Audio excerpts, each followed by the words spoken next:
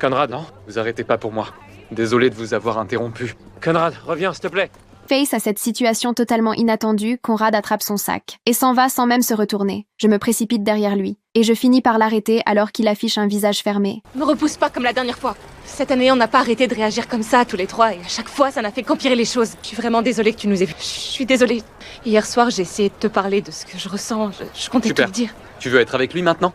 Conrad, Tu veux juste attirer mon attention? Chacun des mots de Conrad me transperce le cœur comme une lame. En regardant sa silhouette s'éloigner sans hésiter, je sens mes yeux se remplir de larmes. Une immense vague de tristesse m'envahit complètement. Je n'ai plus d'autre choix. Je retourne auprès de Jerry. Mais au moment où je décide d'abandonner tout espoir, la situation prend soudain un tournant inattendu. Excusez-moi. Vous êtes prêts à partir? On savait pas si tu venais. Je dois ramener Belly, non?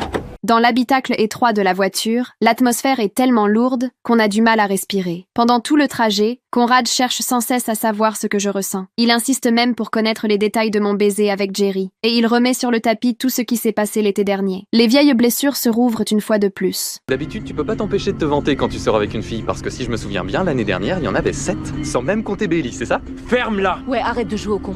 J'ai une dernière question pour toi, je suis désolé.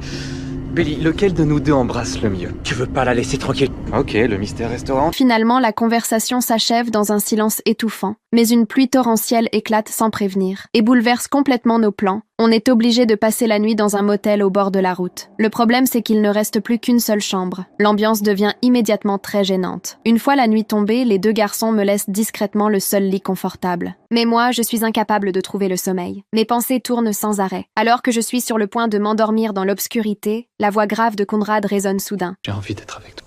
Conrad. T'es pas obligé de parler, je voulais juste que tu le saches.